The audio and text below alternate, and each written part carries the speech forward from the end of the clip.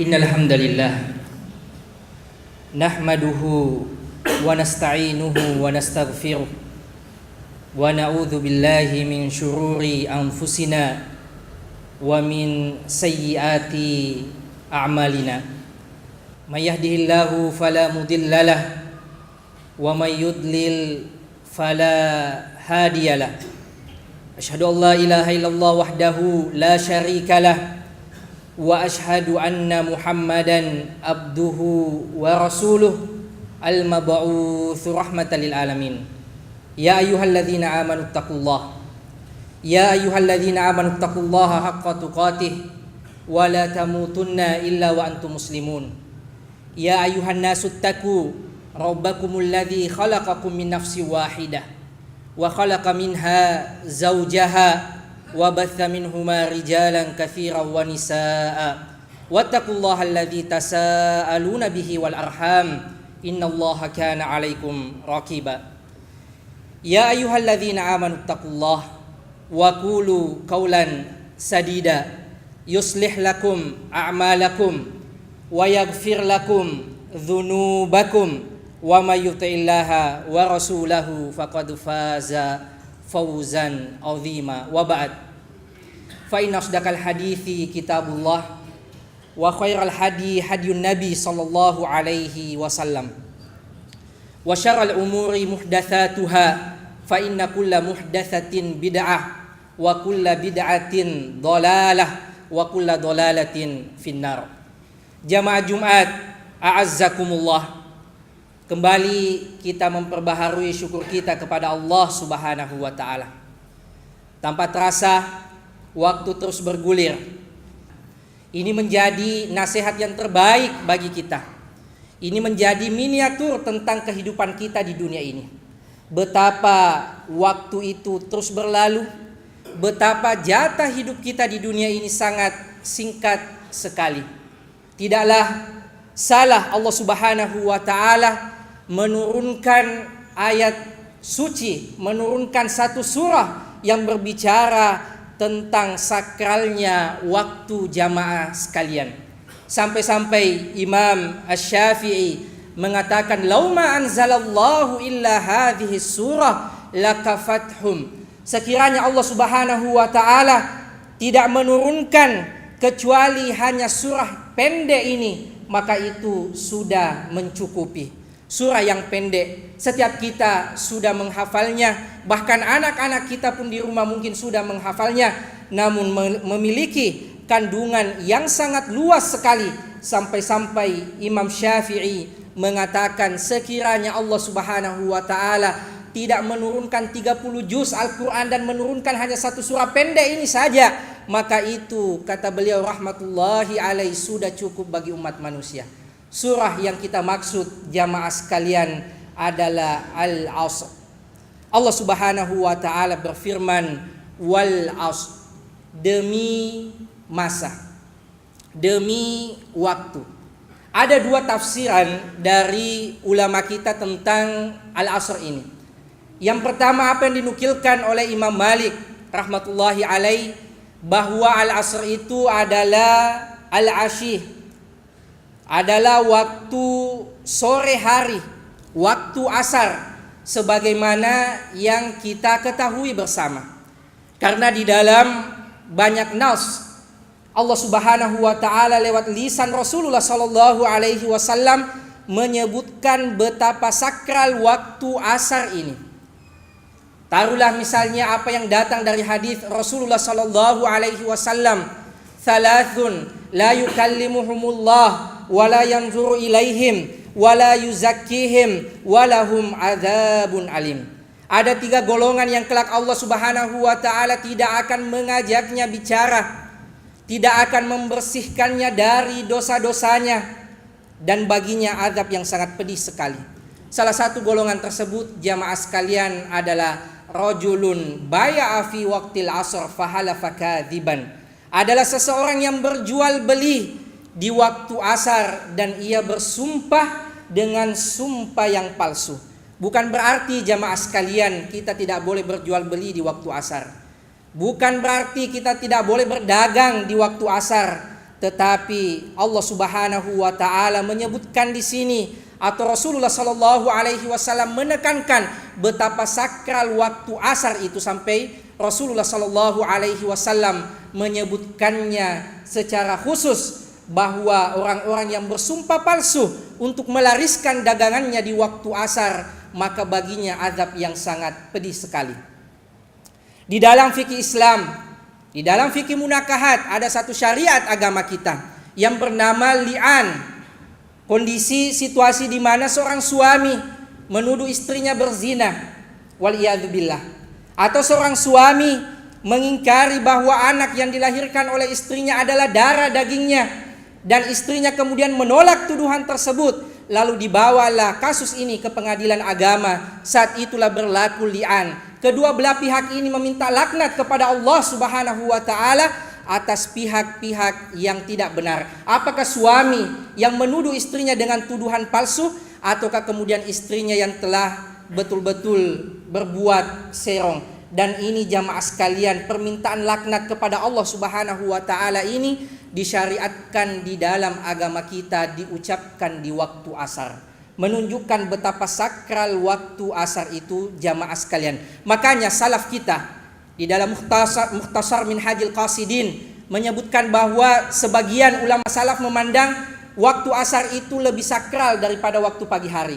lebih berkah daripada waktu pagi hari, karena banyaknya nas, banyaknya hadis yang menyebutkan keagungan waktu asar tersebut jamaah sekalian. Tafsiran yang kedua dari ulama kita adalah al-asr itu az-zaman alladzi taqa'a fihi harakatu bani adam min khairin aw syarrin. Al-asr itu adalah waktu secara umum yang mana terjadi aktivitas anak cucu Adam, baik itu kebaikan, aktivitas yang mulia maupun aktivitas yang buruk. Jumhur ulama kita menafsirkan al-asr adalah waktu 24 jam yang kita kenal bersama. Ala kulli hal jamaah sekalian, ayat pertama ini ingin menegaskan kepada kita tentang pentingnya waktu.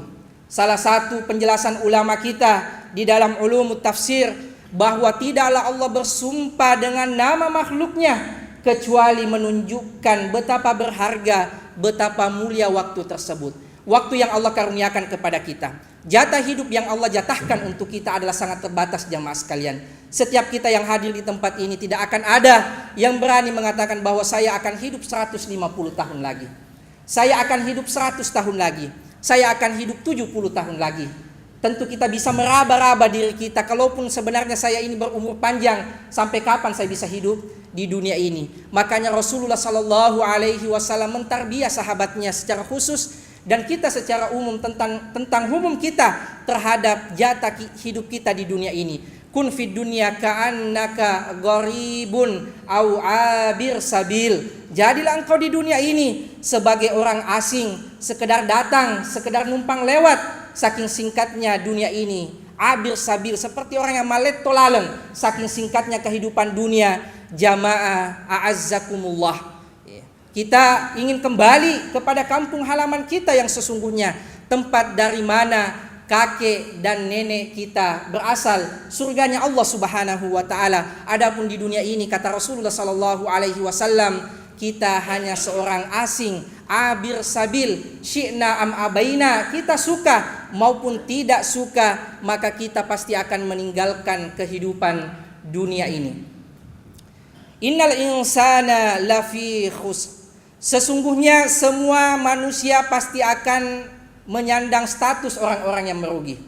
Allah Subhanahu wa taala di dalam ayat ini menggunakan alif lam lil istighraq, al-insan, yang di dalam bahasa Arab dikenal bahwa ia mencakup setiap sesuatu itu. Siapapun ia jamaah sekalian, selama ia bernama manusia, maka pasti ia menyandang status orang merugi ini. Nantilah pada ayat-ayat setelahnya Allah Subhanahu wa taala menyebutkan istisnaat, menyebutkan pengecualian siapa golongan yang tidak merugi tersebut. Dan sesuatu yang dikecualikan itu jamaah sekalian adalah sesuatu yang sangat sedikit sekali. Kalau saya mengatakan bahwa saya telah menamatkan bacaan Al-Quran saya pada bulan ini, kecuali tersisa 20 juz lagi, maka ini tentu saja tidak tepat penggunaannya di dalam frase bahasa Arab. Nantilah benar kalau saya mengatakan bahwa saya telah menamatkan bacaan Quran saya bulan ini kecuali tersisa 2 atau 3 juz lagi. Karena sesuatu yang dikecualikan itu adalah pasti sangat sedikit sekali. Siapa-siapa mereka jamaah sekalian? Apa kriteria tentang orang-orang yang tidak rugi tersebut? Ya, kalau urusan bisnis kita rugi, mungkin masih bisa kita kejar, mungkin masih bisa kita perbaiki. Tapi kalau di kehidupan dunia ini dan kehidupan di akhirat kelak kita menyandang sebagai orang-orang yang merugi, maka tentu adalah kebinasaan yang luar biasa jamaah sekalian. Makanya kita perlu memeriksa baik-baik kriteria tersebut. Yang pertama yang Allah sebutkan adalah illal ladzina amanu. Adalah mereka yang beriman dengan sebetul-betulnya keimanan. Membangun keimanannya di atas keterangan yang jelas, di atas ilmu yang jelas. Bukan karena ikut-ikutan, bukan kemudian karena lagi tren, tetapi imannya dibangun di atas keterangan yang jelas, di atas Al-Quran dan Sunnah Rasulullah Sallallahu Alaihi Wasallam. Keimanan, keyakinan yang tidak dibangun di atas dalil, inilah yang kemudian melahirkan keimanan yang sakit. Sebagaimana orang-orang kafir Quraisy terdahulu, mereka beriman kepada Allah Subhanahu wa Ta'ala, tetapi di waktu yang sama ia juga menyembah sesembahan yang lain. Sebagaimana orang kafir Quraisy dahulu, karena tidak memiliki ilmu, mereka juga beriman kepada malaikat. Namun bagaimana bentuk keimanan mereka? Mereka mengatakan bahwa malaikat itu wujudnya adalah wanita-wanita. Allah Subhanahu wa Ta'ala mengecam keimanan mereka, mengecam pernyataan mereka di dalam ayat suci Al-Quran. Satuktabu syahadatuhum wa yus'alun. Apa yang mereka persaksikan, apa yang mereka katakan itu tercatat di sisi kami. Wa yus'alun. Dan kelak kami akan mintai pertanggungjawaban tentang keimanan tersebut. Ini menunjukkan kepada kita jamaah sekalian pentingnya kita memiliki ilmu agama. Di saat tahun ajaran baru seperti ini, fakultas-fakultas favorit begitu ramai.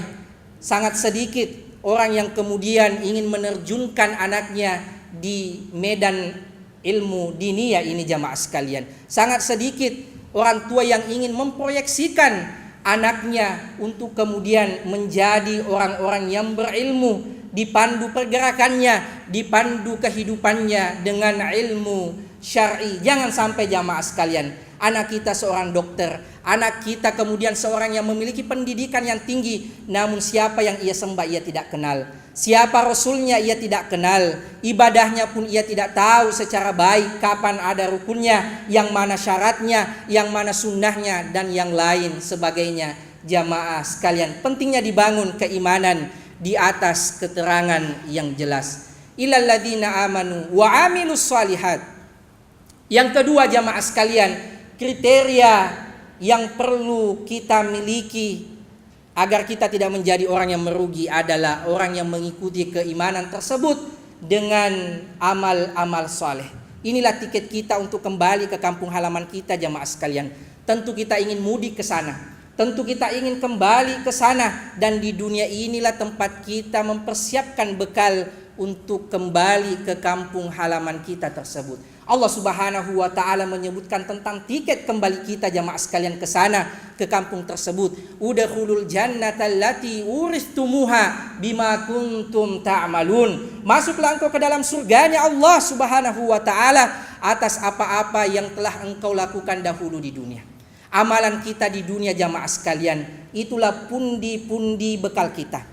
Itulah yang kita bawa menghadap Allah Subhanahu wa Ta'ala, agar bekal itu mampu menyampaikan kita kepada surganya Allah Subhanahu wa Ta'ala. Mungkin kita bertanya, bukankah Rasulullah Sallallahu Alaihi Wasallam mengatakan bahwa seseorang itu tidak masuk surga dengan amalannya, tetapi masuk surga karena rahmat Allah Subhanahu wa Ta'ala? Justru disitulah kemudian rumus yang telah Allah tetapkan, sebagaimana kemaksiatan mengundang murka Allah Subhanahu wa Ta'ala, begitu juga dengan amal soleh mengundang rahmat Allah Jalla Jalalu. Kehidupan kita di dunia jamaah sekalian yang singkat ini, inilah yang menentukan kelak kehidupan kita yang sesungguhnya. Dan kabar baiknya jamaah sekalian, kehidupan di dunia ini adalah sangat singkat sekali. Kita hanya butuh bersabar, kita hanya butuh beramal di kehidupan yang singkat ini agar kita menemui Allah Subhanahu wa taala dengan keadaan terbaik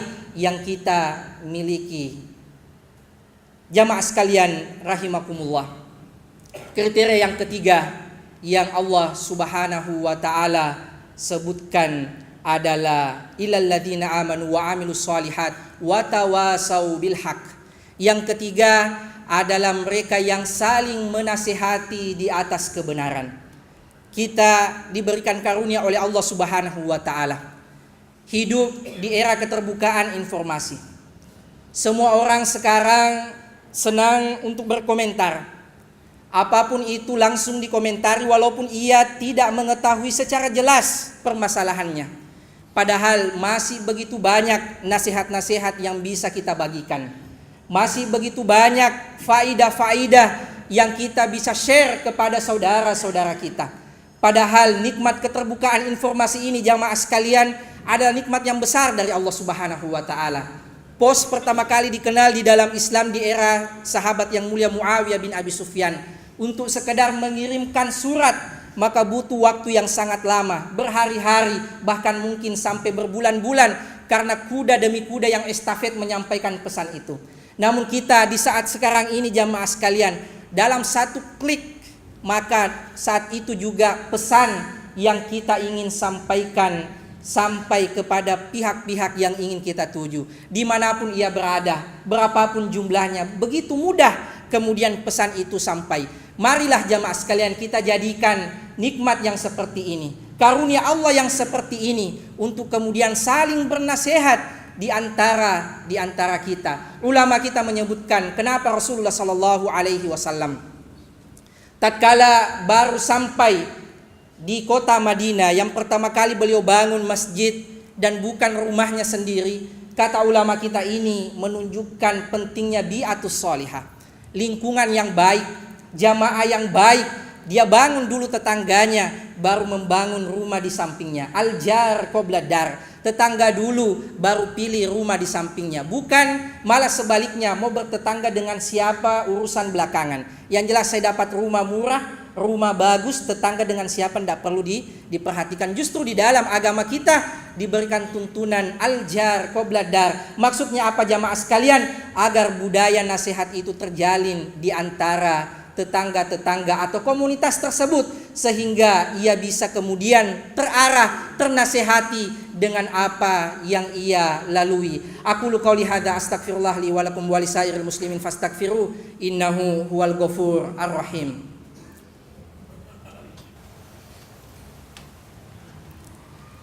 Alhamdulillahi rabbil alamin, hamdan thayyiban mubarakan fih kama yuhibbu rabbuna wa yarda, wa nusalli wa nusallim ala rasulihil amin wa ala alihi wa sahbihi ajma'in wa man tabi'ahum bi ihsanin ila yaumiddin, amma ba'd. Jamaah sekalian a'azzakumullah, kriteria yang terakhir yang perlu kita miliki agar kita tidak menyandang status orang yang merugi adalah watawasau bis sabr, adalah mereka yang saling bernasihat di atas kesabaran. Mustahil kita meniti jalan keimanan jamaah sekalian kalau kita tidak sandingkan keimanan itu dengan kesabaran. Ali bin Abi Thalib radhiyallahu taala anhu mengatakan, inna makanatas sabr fil iman kamanzilati ra'si fil badan. Posisi kesabaran pada keimanan kita itu seperti posisi kepala pada anggota badan kita ini. Mustahil kita melihat manusia yang tidak memiliki kepala, sebagaimana juga mustahil kita melihat orang beriman yang tidak ia sandingkan keimanannya dengan kesabaran. Di siang-siang seperti ini mungkin baiknya kita istirahat, namun karena ada panggilan kita sabar, kita langkahkan kaki-kaki kita. Belum lama sholat Jumat, ada lagi panggilan asar. Baru kita pulang kerja, ada lagi panggilan maghrib. Kita baru sampai di rumah, ada lagi panggilan isya. Kita lagi asik-asiknya tidur, lagi enak-enaknya tidur, ada lagi panggilan as-salatu khairum minan naum. Salat lebih baik dari tidur. Kita bangkit dari tidur kita, malah mungkin telah bangkit sebelumnya untuk melaksanakan salat malam. Makanya jamaah sekalian, mustahil kita meniti jalan keimanan ini kalau kita tidak sandingkan dengan kesabaran. Kita beriman di waktu yang sama dituntut kepada kita kesabaran. Mustahil kita meniti jalan keimanan kalau kemudian kita harapkan tidak akan menemukan duri-duri kehidupan. Pasti tantangan itu ada, pasti cobaan itu akan kerap mendatangi kita saat kita meniti jalan keimanan. Jamaah sekalian, a'azzakumullah, inilah 4 kriteria yang kita perlu miliki agar kita menemui Allah dengan status orang yang beruntung, bukan sebagai orang yang merugi. Orang yang beriman dengan sebenar-benarnya keimanan diikuti dengan amal soleh, saling menasihati di atas kebenaran dan saling menasihati di atas kesabaran. Innallaha wa malaikatahu yusalluna 'alan nabi ya ayyuhalladzina amanu sallu 'alaihi wa sallimu taslima. Allahumma shalli ala Muhammad wa ala ali Muhammad kama shallaita ala Ibrahim wa ala ali Ibrahim innaka Hamidum Majid. Wa barik ala Muhammad wa ala ali Muhammad kama barakta ala Ibrahim wa ala ali Ibrahim innaka Hamidum Majid. Allahumma ighfir lil muslimina wal muslimat wal mu'minina wal mu'minat al ahya'i minhum wal amwat innaka sami'un qaribun mujibud da'wati ya qadiyal hajat. Allahumma arinal haqqa haqqan warzuqna ittiba'ah wa arinal batila batilan warzuqna ijtinabah. Rabbana atina fid dunya hasanah wa fil akhirati hasanah wa qina adzabannar. Aqimussalah.